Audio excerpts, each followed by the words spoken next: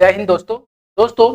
आज हम बात करेंगे सीएपीएफ सब इंस्पेक्टर और दिल्ली पुलिस सब इंस्पेक्टर में कैसे भर्ती होना है, उसकी पूरी प्रोसेस के बारे में आज हम बात करने वाले हैं।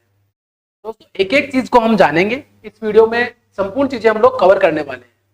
दोस्तों अगर आपका सपना सीएपीएफ सब इंस्पेक्टर या Delhi police sub inspector join करने का है तो यह वीडियो आपके लिए बहुत ही महत्वपूर्ण होने वाला है।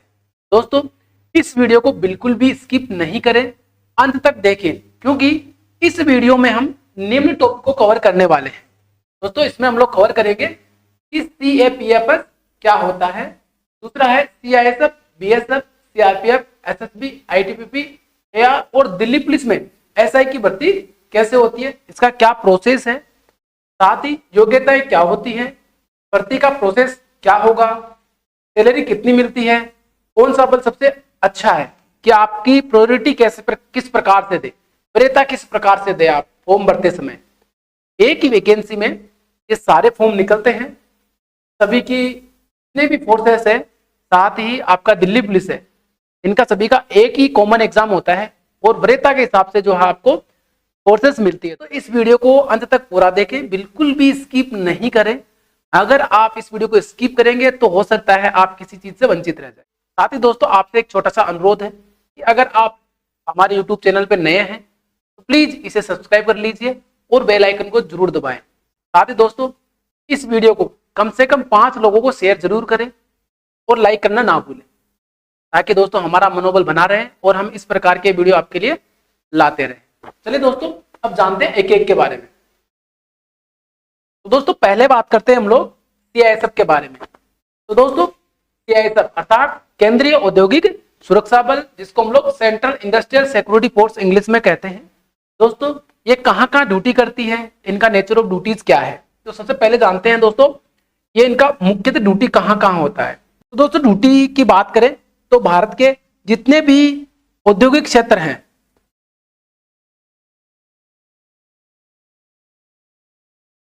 औद्योगिक क्षेत्र हो गए जो सरकारी और प्राइवेट दोनों है, यानी कि गवर्नमेंट और प्राइवेट जितने भी है दोनों पे काम करती है। साथ ही एयरपोर्ट्स, मेजर एयरपोर्ट जितने भी है,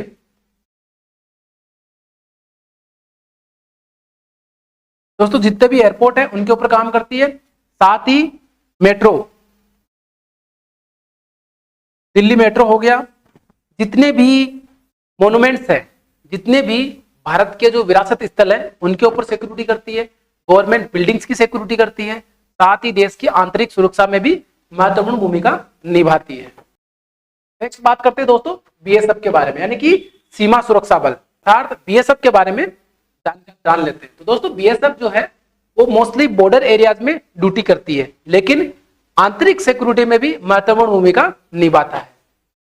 चाहे से आप ठंडे एरिया में देख लो, चाहे से आप दोस्तों बीएसएफ जो अपना पंजाब जो पाकिस्तान बॉर्डर है मोस्टली, इसके ऊपर बांग्लादेश बॉर्डर पे बीएसएफ की महत्वपूर्ण भूमिका रहती है। आगे बात करते हैं दोस्तों केंद्रीय रिजर्व पुलिस बल सीआरपीएफ, सेंट्रल रिजर्व पुलिस बल के बारे में। दोस्तों सीआरपीएफ का महत्वपूर्ण काम जो है वो देश के अंदर आंतरिक शांति बनाए रखना है। साथ ही नक्सलाइट जो बेल्ट है, नक्सलाइट एरिया में भी सीआरपीएफ को तैनात किया जाता है। साथ ही दोस्तों देश को नक्सलियों से भी निजात दिलाने का काम सीआरपीएफ का है। आगे बात करते हैं दोस्तों सशस्त्र सीमा बल यानी एसएसबी की। तो दोस्तों एसएसबी की बात करें तो ये भारत के जो पड़ोसी देश है आपका नेपाल और भूटान, इनके बॉर्डर के ऊपर मुख्य भूमिका एसएसबी की होती है। आगे बात करते हैं दोस्तों आईटीबीपी यानी इंडो तिब्बतियन बॉर्डर पुलिस की। तो दोस्तों ये जो है भारत का जो तिब्बत एरिया है, इंडो तिब्बत बॉर्डर है, उसके ऊपर जो है जो मोस्टली जो आपका हिल एरियाज है उसके ऊपर सिक्योरिटी का काम करती है। बॉर्डर सिक्योरिटी का काम आईटीबीपी करती है। आगे बात करें दोस्तों असम राइफल्स की। असम राइफल्स की क्या ड्यूटीज है, जितने भी नॉर्थ ईस्ट स्टेट रीजन है उनका जो म्यांमार बॉर्डर लगता है उस बॉर्डर के ऊपर में असम राइफल्स सिक्योरिटी का काम करती है, मुख्य भूमिका निभाती है एज ए बॉर्डर फोर्स के रूप में। साथ ही आंतरिक सिक्योरिटी में भी इसकी महत्वपूर्ण भूमिका है दोस्तों। अब बात करें दिल्ली पुलिस की। दोस्तों मोस्टली कैंडिडेट दिल्ली पुलिस के बारे में पक्का जानते होंगे। दोस्तों दिल्ली पुलिस का वैसे काम है दिल्ली रीजन है, हमारा जो एनसीआर रीजन है, उसके अंदर में पुलिस जो अपने स्टेट पुलिस होती है, वैसे ही दिल्ली पुलिस का काम है जो दिल्ली के अंदर में शांति व्यवस्था बनाए रखना और अपराधियों में डर बनाए रखना। दोस्तों आप पढ़ भी सकते हैं, behind the bell there's a heart that listen. आगे बात करते हैं दोस्तों, इन सभी बलों और दिल्ली पुलिस में एसआई की भर्ती किसके माध्यम से होती है। तो दोस्तों बात करते हैं कि इन सभी बलों में सब इंस्पेक्टर की भर्ती, साथ ही आप दिल्ली पुलिस को भी इसमें जोड़ सकते हैं, इनमें जो भर्ती जो है सब इंस्पेक्टर की, वो दोस्तों एसएससी के माध्यम से कराई जाती है। आप भी एसएससी के बारे में जानते होंगे। इनकी भर्ती दोस्तों एसएससी के माध्यम से, यानी कि कर्मचारी चयन बोर्ड द्वारा इनकी भर्ती कराई जाती है, ओनली सब इंस्पेक्टर पद के लिए। छोटी सी जानकारी मैं आपको और दे देता हूं कि दोस्तों फोर्सेस में भर्ती होने के लिए विभिन्न तरीके हैं। तो हम एक तरीका ये आपको बता रहे हैं कि आप एसआई पद पे कैसे भर्ती हो सकते हैं, ये तो हमने बता दिया, आज हम लोग इस वीडियो में लेके आए हैं। एक दोस्तों आप कांस्टेबल पद पे कैसे भर्ती हो सकते हैं, एक आप असिस्टेंट कमांडेंट,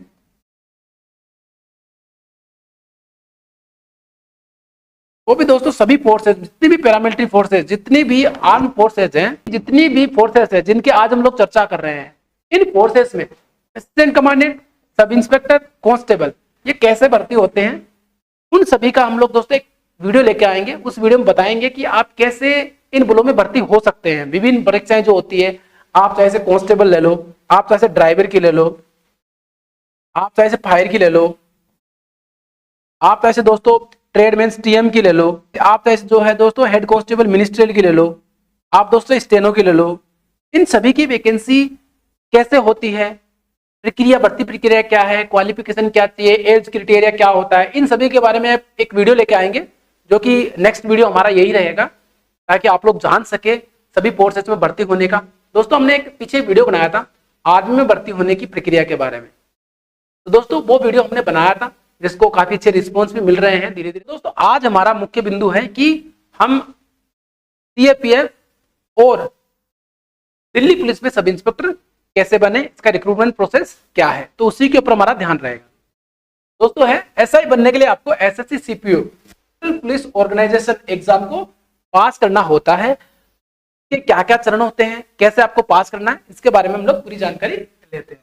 इसके लिए हम लोग सबसे पहले बात करते हैं एलिजिबिलिटीज क्या क्या है, इसके लिए पात्रताएं क्या क्या रखी गई है। तो सबसे पहले हम लोग क्वालिफिकेशन की बात करते हैं कि आपका क्वालिफिकेशन क्राइटेरिया क्या रखा गया है। तो दोस्तों इसमें आपको बैचलर डिग्री चाहिए, आप किसी भी स्ट्रीम में ग्रेजुएट होने चाहिए। साथ ही दोस्तों अधिक जानकारी के लिए इसका नोटिफिकेशन निकलता है, तो आप नोटिफिकेशन को जरूर विजिट करें। साथ ही बात करते हैं for the post of SI in Delhi police, यानी दिल्ली पुलिस में जो मेल कैंडिडेट हैं अप्लाई करते हैं, must have LMV driving licence, उनके पास में लाइट मोटर व्हीकल का ड्राइविंग लाइसेंस होना अनिवार्य है। आगे बात करते हैं दोस्तों एज लिमिट की। तो आपकी एज लिमिट जो है दोस्तों 20 से 25 साल के बीच में होनी चाहिए। साथ ही विभिन्न कैटेगरी को इसके अंदर में एज रिलैक्सेशन दिया गया है, तो उसके बारे में जानते हैं। तो दोस्तों एसटी कैंडिडेट है, एससी और एसटी कैंडिडेट उसके लिए 5 साल की छूट दी गई है, ओबीसी कैंडिडेट उसको 3 साल की छूट दी गई है दोस्तों। साथ ही एक्स सर्विसमैन की बात करें तो 3 ईयर का उनको छूट दिया गया है after deduction of the military service rendered from the actual age on the closing date, यानी उसकी एक्चुअल एज जो है उसके अंदर में से जितना उसका आर्मी में सर्विस हो गया है वो एज माइनस करने के बाद में 3 साल की उसको छूट दी जाएगी दोस्तों। आगे बात करते हैं दोस्तों फिजिकल स्टैंडर्ड टेस्ट की, यानी ये पात्रताएं हैं दोस्तों, जितनी भी एलिजिबिलिटीज है इसके अंदर में इसको हम लोग लेके आए हैं। दोस्तों आप बात करते हैं पीएसटी की कि इसका पीएसटी क्या रहेगा। दोस्तों एक एक पे चर्चा करते हैं। दोस्तों पहला है कैटेगरी ऑफ कैंडिडेट्स, यानी कौन कौन सी कैटेगरी का क्या क्या इसमें हाइट और चेस्ट आपका होना चाहिए। तो दोस्तों पहली है आपका मेल कैंडिडेट के लिए है, मेल कैंडिडेट जो कि जनरल कैटेगरी से है, ओबीसी कैटेगरी से है और एससी कैटेगरी से है, उन कैंडिडेट के लिए 170 सेंटीमीटर हाइट चाहिए। साथ ही चेस्ट की बात करें तो 80 सेंटीमीटर उनका चेस्ट नॉर्मल होना चाहिए, साथ ही 5 सेंटीमीटर का फुलाव आना चाहिए दोस्तों, यानी कि 85 इसमें दिया हुआ है। उसके बाद में बात करता हूं candidate belonging to hill areas of Garhwal, Kumaon, Himachal Pradesh, Gorkhas, Dogras, Marathas, Kashmir valleys, Leh Ladakh region, north eastern state and Sikkim area, इन एरिया से दोस्तों इनकी हाइट चाहिए 165 सेंटीमीटर, और चेस्ट की बात करें तो वही नॉर्मल है, 80 सेंटीमीटर आपका नॉर्मल होना चाहिए और 5 सेंटीमीटर का उसके अंदर फुलाव होना चाहिए। अब बात करें दोस्तों, all candidate belong to scheduled tribe, यानी वो सभी कैंडिडेट जो एसटी एरिया से बिलोंग करते हैं उनको हाइट चाहिए 162 सेंटीमीटर, 162.5 सेंटीमीटर, और चेस्ट की बात करें तो 77 सेंटीमीटर बिना फुलाए, यानी नॉर्मल चेस्ट जो है वो 77 सेंटीमीटर होना चाहिए, साथ ही 5 सेंटीमीटर का उसमें फुलाव आना चाहिए दोस्तों।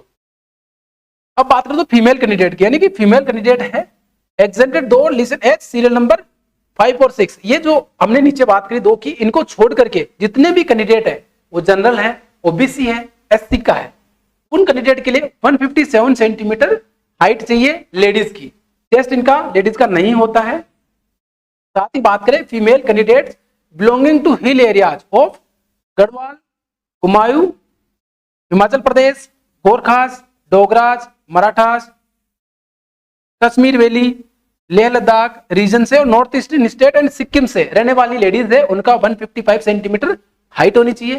साथ ही बात करें all female candidate belonging to ST, यानी जो सभी लेडीज जो एसटी कैंडिडेट हैं यानी कि शेड्यूल्ड ट्राइब से हैं, उनका हाइट चाहिए 154 सेंटीमीटर हाइट चाहिए। साथ ही बात करें मेल एंड फीमेल दोनों की दोस्तों वेट की, इसमें वेट भी होता है, तो वेट जो है आपका हाइट और एज के हिसाब से मेजरमेंट होता है। आगे बात करते हैं दोस्तों फिजिकल एंडोरेंस टेस्ट की, यानी कि फिजिकल एंडोरेंस टेस्ट, शारीरिक दक्षता परीक्षा। इसमें क्या आता है दोस्तों, पहले बात करते हैं मेल कैंडिडेट के लिए। तो दोस्तों मेल कैंडिडेट है वो 100 मीटर रेस जो है उसको 16 सेकंड में पार करनी होती है, यानी कि 16 मीटर रनिंग जो है आपको 100 मीटर रनिंग जो है वो आपको 16 सेकंड में पार करनी है। दूसरा आपका 1.6 किलोमीटर यानी 1600 मीटर आपकी रनिंग जो है वो 6 मिनट और 30 सेकंड अर्थात 6.5 मिनट में आपको पूरा करना है। लॉन्ग जंप की बात करें तो 3.65 मीटर है वो आपको 3 चांस में करना है। हाई जंप की बात करें तो 1.2 मीटर 3 चांस में पार करना है। शॉर्ट पुट है दोस्तों वो 16 लैप्स का होता है, वो 4.5 मीटर जो है वो 3 चांस में आपको पूरा करना है। दोस्तों ये हो गया दोस्तों मेल कैंडिडेट के लिए जितना भी शारीरिक दक्षता परीक्षा। दोस्तों अभी बात करते हैं हम लोग फीमेल कैंडिडेट के लिए क्या रखा गया। तो दोस्तों फीमेल कैंडिडेट के लिए 100 मीटर रनिंग है वो दोस्तों 18 सेकंड में उसको पार करनी होती है। साथ ही दोस्तों 800 मीटर रनिंग है वो दोस्तों 4 मिनट में पूरी करनी है। लॉन्ग जंप है 2.7 मीटर 3 चांस है। हाई जंप है 0.9 मीटर वो 3 चांस है। दोस्तों ये फीमेल कैंडिडेट के लिए क्राइटेरिया। दोस्तों अब बात करते हैं तो रिक्रूटमेंट प्रोसेस की, किसका प्रोसेस होता कैसे है, किन किन चरणों में इनका प्रोसेस होता है। तो दोस्तों सबसे पहले एसएससी के माध्यम से इसका रिक्रूटमेंट निकलता है। रिक्रूटमेंट निकलने के बाद में सभी कैंडिडेट ऑनलाइन अप्लाई करते हैं। ऑनलाइन अप्लाई करने के बाद में जो सबसे पहली प्रक्रिया होती है वो होती है आपका लिखित परीक्षा, यानी कि इसमें 2 पेपर होते हैं। तो पहला पेपर होता है इसमें पहली लिखित परीक्षा होती है, तो हम लोग पेपर फर्स्ट बोलते हैं इसको। दोस्तों पेपर 1 यानी लिखित परीक्षा पेपर 1 जो होता है उसके अंदर में क्या होता है, प्रश्न पत्र वस्तुनिष्ठ विकल्प बहुविकल्पीय प्रकार का होगा, यानी कि ऑब्जेक्टिव मल्टी चॉइस प्रकार का इसमें प्रश्न पूछे जाते हैं। प्रश्न हिंदी और अंग्रेजी में पूछे जाएंगे, यानी हिंदी और इंग्लिश दोनों लैंग्वेज में पेपर होता है। प्रत्येक गलत उत्तर के लिए 0.25 अंक का नकारात्मक अंकन होगा, यानी कि आप अगर 4 क्वेश्चन गलत करते हैं तो आपका 1 क्वेश्चन कट जाएगा। दोस्तों सही क्वेश्चन कट जाएगा, माइनस मार्किंग बता रहे हैं। साथ ही प्रश्न पत्र 200 अंकों का होता है, यानी 200 अंकों का आपका प्रश्न पत्र होगा। इसमें कुल 200 प्रश्न पूछे जाते हैं। कितने दोस्तों, कुल 200 प्रश्न पूछे जाते हैं। टाइम की बात करें तो 2 घंटे का इसमें टाइम होता है। दोस्तों इस पेपर में 4 भाग होते हैं और प्रत्येक भाग में 50 प्रश्न पूछे जाते हैं, जो कि दोस्तों आपका general intelligence and reasoning, general knowledge and general awareness है, क्वांटिटेटिव एप्टीट्यूड है, इंग्लिश कंप्रेंशन है। ये दोस्तों 4 इसमें पूछे जाते हैं। क्वालिफाइंग जो है वो आपका न्यूनतम जो कट ऑफ है वो मार्क्स आपको पार करना होता है। दोस्तों वो आगे बताएंगे आपको कि इसमें न्यूनतम कितने नंबर आपको लाने होते हैं 200 में से, वो आगे बता देंगे। दोस्तों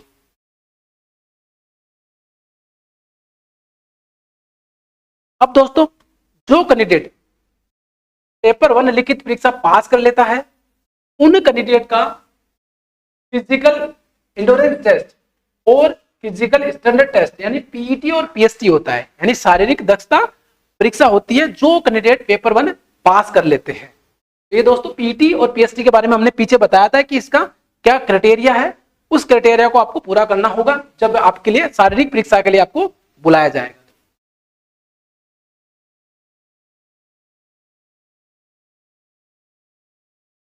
नेक्स्ट है दोस्तों लिखित परीक्षा पेपर 2, यानी पेपर 2 जो कैंडिडेट जो उम्मीदवार पीईटी और पीएसटी पास कर लेते हैं उन उम्मीदवारों का पेपर 2 देना होता है, उन उम्मीदवारों को पेपर 2 देना होता है।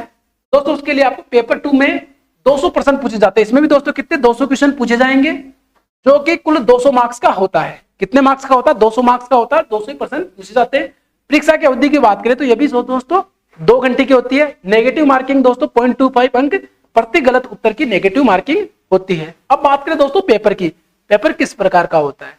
दोस्तों ये इंग्लिश लैंग्वेज और कंप्रहेंशन का होता है। प्रश्न पत्र वस्तुनिष्ठ बहुविकल्पीय प्रकार के होते हैं, यानी कि मल्टी चॉइस ऑब्जेक्टिव टाइप के ये क्वेश्चन पूछे जाते हैं। इसमें दोस्तों रिटर्न का कोई वो नहीं है, डिस्क्रिप्टिव प्रकार के क्वेश्चन नहीं पूछे जाते। इसमें दोस्तों अभी तक ऑब्जेक्टिव ही क्वेश्चन पूछे जा रहे हैं। दोस्तों तो ये दोनों पेपर के बारे में हमने ये जानकारी आपको अवगत करा दी है दोस्तों। अब नेक्स्ट हम लोग बात करते हैं कि नोटिस में हम लोग दे दिया है कि मिनिमम क्वालिफाइंग मार्क्स, यानी कि आपको कम से कम पासिंग मार्क कितने लाने हैं दोनों पेपरों में, in paper 1 and paper 2 without adding bonus marks applicable to NCC certificate holders, यानी एनसीसी सर्टिफिकेट होल्डर्स के नंबर नहीं जुड़ते हैं, उसको नंबर जोड़े बिना कितने उसको नंबर लाने होते हैं। दोस्तों जो जनरल कैंडिडेट है उसको 30% मार्क्स लाना अनिवार्य है। ओबीसी और ईडब्ल्यूएस है उनको 25 मार्क्स लाना अनिवार्य है। अदर ऑल कैटेगरी से जो है इनके अलावा उनको दोस्तों 20% मार्क लाना अनिवार्य है। अर्थात हम बात करें जैसे एक पेपर 200 का है तो उसको 200 नंबर के हिसाब से 60 नंबर है, इनको ईडब्ल्यूएस वालों को 50 है और जितने भी इनको 40 नंबर कम से कम लाना अनिवार्य है। अगर ये नहीं लाते हैं तो दोस्तों ये पास नहीं होंगे। ये इनमें नोट एक देख करके हमने यहाँ लिखा है दोस्तों। नेक्स्ट है दोस्तों मेडिकल परीक्षा, यानी कि जो कैंडिडेट पेपर 2 में पास हो जाते हैं उन कैंडिडेटों का मेडिकल एग्जामिनेशन के लिए बुलाया जाता है, यानी मेरिट बनती है, उस मेरिट के हिसाब से दोनों पेपर की मिला करके, यानी कि दोस्तों पेपर 2 में जो कैंडिडेट सफल होते हैं उसके आधार पर और पेपर 1 यानी कि जो पेपर 1 था, पेपर 1 प्लस पेपर 2 इन दोनों को मिला करके एक मेरिट बनती है। उस मेरिट उस क्राइटेरिया में जो आता है, मेरिट में जो आता है उस कैंडिडेट उन कैंडिडेटों को मेडिकल एग्जामिनेशन के लिए बुलाया जाता है दोस्तों। इसके लिए मेडिकल एग्जामिनेशन के बुलाया जाता है और मेडिकल एग्जामिनेशन में मुख्य रूप से क्या क्या चेक होते हैं वो हम बताते हैं। पहला होता है आपका दृष्टि परीक्षण यानी विजन टेस्ट होता है। दूसरा आपका रंग पहचान यानी कलर ब्लाइंडनेस टेस्ट होता है। तीसरा शरीर में कोई स्थायी रोग या विकृति नहीं होनी चाहिए, पूरी जांच होती है बॉडी की। साथ ही आपका टैटू चेक होता है कि आपका किस प्रकार का टैटू आपको अलाउ है और किस प्रकार का टैटू अलाउ नहीं है। वो दोस्तों बॉडी में जितनी शरीर में जितनी जगह है, जगह और टैटू का प्रकार दोनों मायने रखता है दोस्तों। आप इन चीजों को नोटिफिकेशन के माध्यम से देख सकते हैं। नोटिफिकेशन में इन चीजों के बारे में एक एक चीज दी होती है। मोस्टली टैटू के बारे में तो कि आपका टैटू कहाँ नहीं होना चाहिए, कैसा नहीं होना चाहिए, कितना बड़ा होना चाहिए, तो आप इसके बारे में एक बार जरूर देख लें।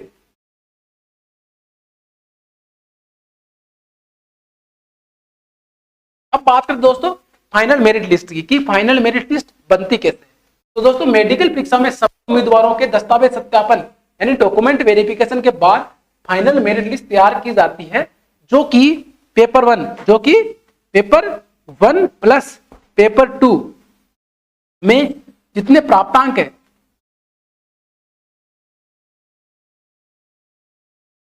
जितने नंबर उनको मार्क्स मिले हैं उन मार्क्स के आधार के ऊपर मेरिट बनाई जाती है। और दोस्तों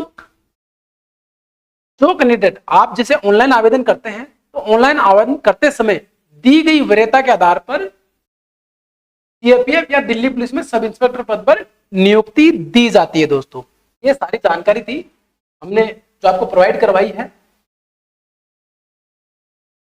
आप इसको आराम से देख सकते हैं। अब लास्ट में हमने आपसे प्रॉमिस किया था कि हम सैलरी के बारे में भी बात करेंगे। तो दोस्तों सैलरी के बारे में बात करें तो दोस्तों इसकी बेसिक लेवल है वो लेवल 6 है, बेसिक सैलरी है वो लेवल 6 है। और दोस्तों सैलरी है तो लेवल 6 पे इसका सैलरी मिलता है जो कि 35,400 से 1,12,400 के बीच में इसका बेसिक है, यानी स्टार्टिंग आपका सैलरी बेसिक है वो 35,400 प्लस उसमें क्या क्या जोड़ेंगे, डीए, जितना डीए आपका बढ़ता जाएगा आपकी सैलरी बढ़ती जाएगी, प्लस आपका एचआरए होता है, हाउस रेंट अलाउंस होता है जिस सिटी के हिसाब से आपको मिलता है, प्लस टीपीटी आपको मिलती है, यानी ट्रांसपोर्टेशन एरिया, ट्रांसपोर्टेशन अलाउंस हो गया। उसके बाद में दोस्तों आपका सीओआर यानी कि आपका राशन मनी जो होता है, खाने का जो राशन होता है उसका आपको पैसा मिलता है। ये दोस्तों आपको इतना, आपको इस पर इतने प्रकार की आपको सैलरी इसके अंदर मिलती है, सभी इंक्लूड होकर के अप्रोक्स एक सब इंस्पेक्टर जितना सैलरी है उतना ही उसके अलाउंस हो जाते हैं, यानी कि जस्ट इसका डबल आप कह सकते हैं, यानी 70,000 के लगभग आपको स्टार्टिंग पेमेंट मिलता है सब इंस्पेक्टर किसी भी फोर्सेस में ज्वाइन करने पर। साथ ही दोस्तों अदर फोर्सेस में, जैसे अलग अलग फोर्सेस में अलग अलग प्रकार के एरिया अलाउंसेस होते हैं। तो बीएसएफ में बॉर्डर पे रहेंगे तो आपको बॉर्डर एरिया अलाउंस मिलता है, सीआरपीएफ में रहेंगे आप डिस्टर्ब एरिया में रहते हैं, नक्सलाइट एरिया में रहते हैं तो उनको आपको डिस्टर्ब एरिया बोलते हैं या हार्ड एरिया अलाउंस बोलते हैं, वो आपको मिलता है, जो कि अच्छे अलाउंसेस होते हैं, जो कि लगभग 9,000 से शुरू होते हैं, कहीं कहीं 4,000 5,000 भी है और 25,000 तक के भी मिल सकते हैं दोस्तों। तो दोस्तों ये थी सीएपीएफ और दिल्ली पुलिस में सब इंस्पेक्टर पद पर भर्ती होने की संपूर्ण प्रक्रिया की जानकारी, जो कि हमने दोस्तों आपको पूर्ण रूप से प्रोवाइड करवा दी है। दोस्तों अगर आपको ये वीडियो अच्छा लगा हो तो प्लीज इसे लाइक करें और ज्यादा से ज्यादा लोगों के पास शेयर करें। दोस्तों मेरा रिक्वेस्ट है कि कम से कम आपको ये इनिशिएटिव लेना है कि 5 लोगों को जरूर शेयर करें, ताकि दोस्तों मेरा मनोबल बना रहे और मैं इस प्रकार के वीडियो, इस प्रकार की जानकारी आप तक पहुंचाता रहूं। साथ ही दोस्तों अगर आपको कोई कमेंट्स है, आपका कोई क्वेश्चन है तो आप कमेंट्स के माध्यम से हमें पूछ सकते हैं, आपके कमेंट का इंडिविजुअली जवाब दिया जाएगा और हम देते भी आए हैं दोस्तों। साथ ही आपसे एक छोटा सा अनुरोध है कि हमारे छोटे से सोशल मीडिया अकाउंट्स हैं, जो कि दोस्तों इंस्टाग्राम पे, टेलीग्राम पे, व्हाट्सएप पे और फेसबुक पे, ये दोस्तों हमारा फेसबुक पेज है। साथ ही दोस्तों ये हमारा व्हाट्सएप और टेलीग्राम चैनल है और ये हमारा ऑफिशियल आईडी है दोस्तों हमारा टेलीग्राम पे, सॉरी दोस्तों इंस्टाग्राम पे हमारा ऑफिशियल, जो कि सेम बलवीर फौजी ऑफिशियल के नाम से है सारी चीजें। दोस्तों इन्हें वहां जाके विजिट करें, इनके ऊपर हम लोग दोस्तों भर्तियों से रिलेटेड छोटे छोटे जितने भी नोटिफिकेशन हमारे पास प्राप्त आते हैं जो दोस्तों पोस्ट करते हैं। दोस्तों अगर आपके लिए ये जानकारी बहुत ही महत्वपूर्ण हो सकती है, आपसे अनुरोध है कि दोस्तों इन्हें भी वहां जाकर के आप फॉलो या ज्वाइन कर लें। दोस्तों आज के लिए इतना ही, फिर मिलेंगे जो कि हमने आपसे प्रॉमिस किया है इस प्रकार के और वीडियो लेकर के। तब तक के लिए धन्यवाद। जय हिंद, जय भारत, वंदे मातरम।